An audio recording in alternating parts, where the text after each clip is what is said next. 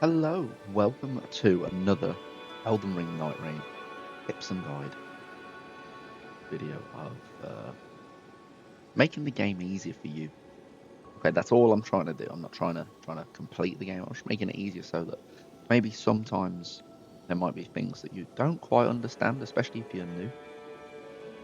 You think, how do I do this? What does this mean? I'm hopefully here to tell you, guide you, make things that little easier. And this one is all about relics. So again, using our main option or a middle button or whatever button it might be to load up this section, this menu. Relic Right's going to take us to this bit. So we're looking at all of our relics. You get small, medium, or large. Okay, I'll go through a load that I have, loads and loads, and this is with me. This is with me selling loads as well. And we'll start with the specials.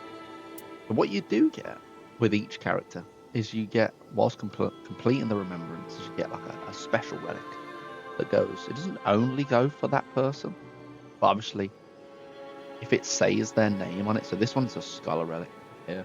Um, the two top effects both have scholar in brackets, which means they only work for scholar. But if you wanted that +3 character skill cooldown reduction at the bottom, you can still use it. It would be pointless. That'd be a waste of 2 of the slots. We've got an execute one here. So those two at the bottom, HP from successful guarded, and the slowly restore HP for self and nearby allies, that would work for anyone. The executive part won't, Scholar part won't, the Undertaker part won't, and so on. Okay, quite a simple thing to understand, but you never know. I've got a base set up already. We'll start with these two, just because you can see that there's quite a difference here. Um, they work in the colours of yellow, green, blue, and red. And if you have a blank one here or a white one, anything on there. Um, but yeah, if we have a look, we have faith ones. We have the things for faith spells, things for intelligence spells. We have strength, guarding, dex boosts, arcane boosts, everything like that. And you'll get +1s, 2s, and 3s, maybe even a +4 if you're lucky.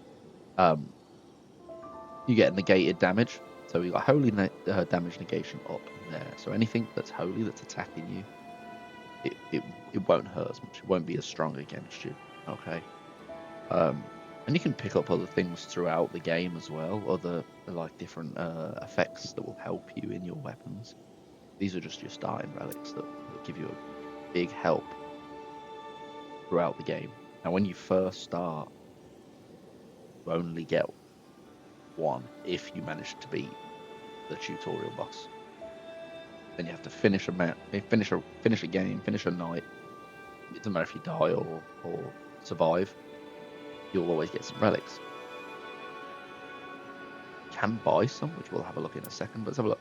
Plus figure 2, and then improve attack power with 3 plus katanas. So if you have your character and you have 3 or more katanas in your inventory whilst you're running, your attack is buffed.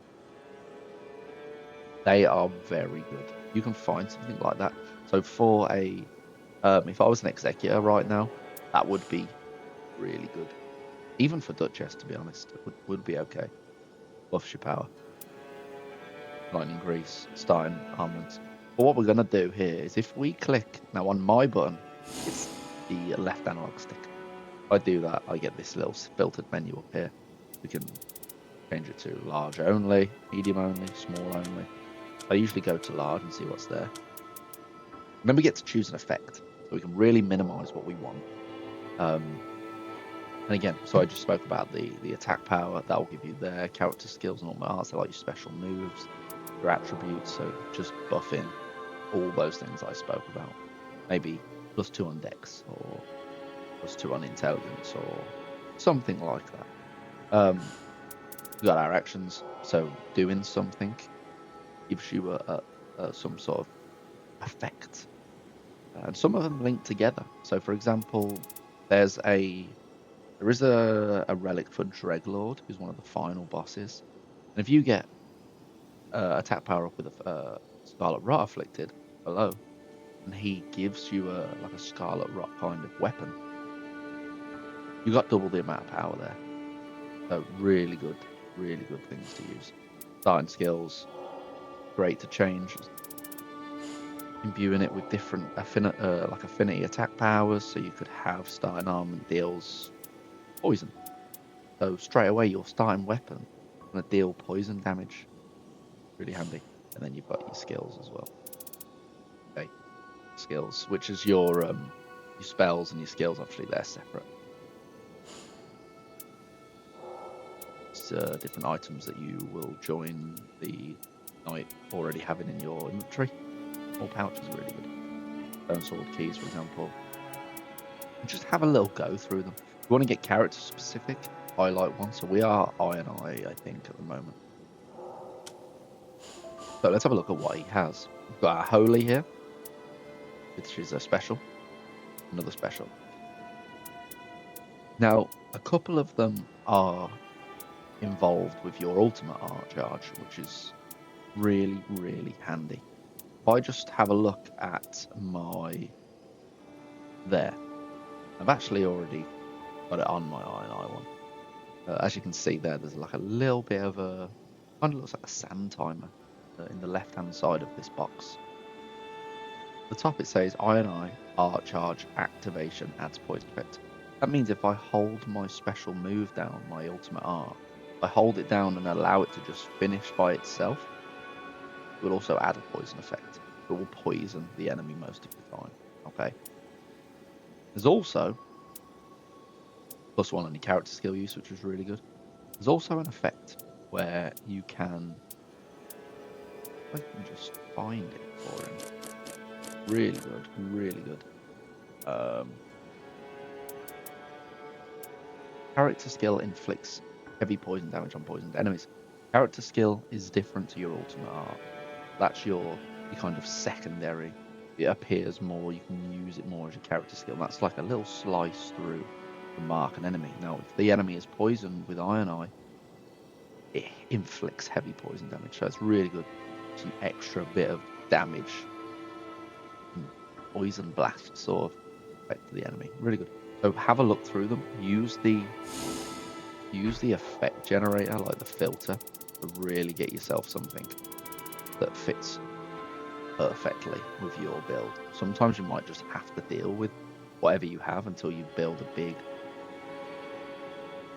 a solid group of relics. I've got 438. That's with getting rid of a lot. You'll build it to that, don't worry. What I also wanted to look at before I showed you the shop is these other three. So when Nightreign first came out, you only had the first three. When Deep of Night came out, it added 3 more slots to these. Now you'll notice that on my Scholar, they're empty. That doesn't matter, because they only count if you're playing Deep of Night. Deep of Night is a bit of more more difficult mode down here, right at the bottom. And you get points every win. You lose points if you don't survive all the way through the night. I'm on level 2 right now. You can get it all the way up to deep depth of 5. It's insane. I've never been there, but I've seen stuff. Man. I wouldn't want to get there. It's too stressful. But those are your Deep of Night relics. Okay, so they're a bit more fluorescent, shiny. The blue stands out more. Okay, they have a bit more of that blue sort of glow around them. And they only come in handy when you're in Deep of Night. So this is another thing that when Deep of Night first came out, I was like, wow, I've got 6 relics now for my normal game. That does not happen.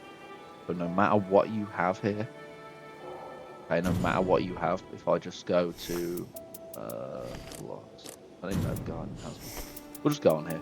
If I get rid of these 3, play normal round, it will be exactly the same as when I had those 3.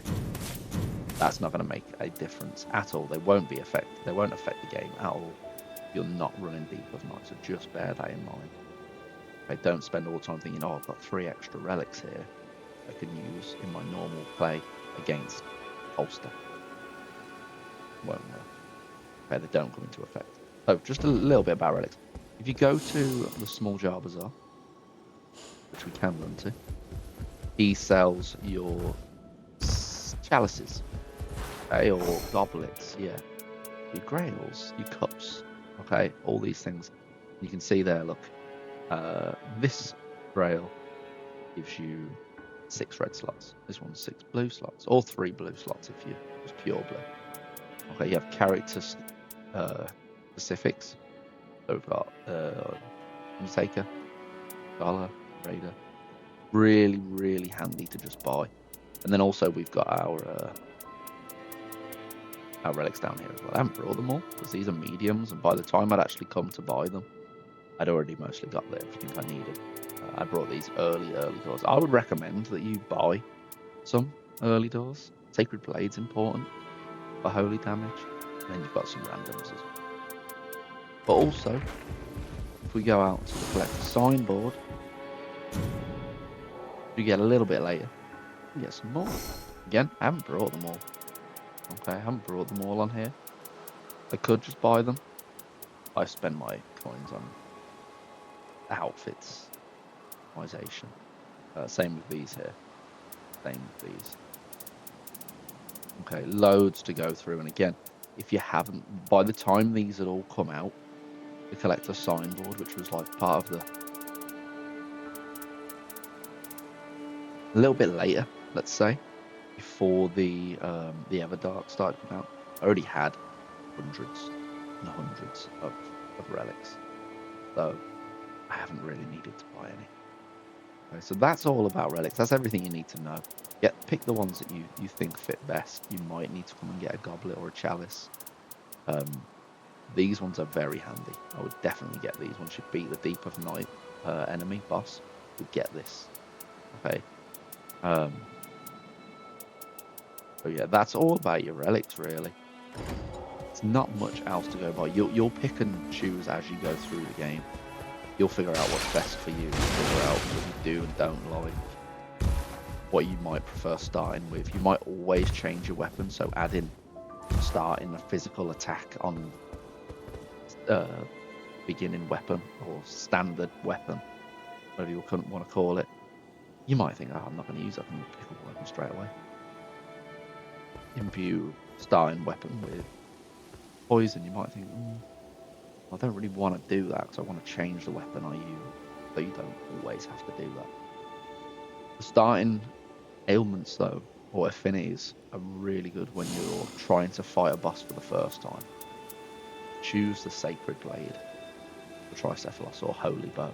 Choose the Poison Bow effect for Gaping Jaw.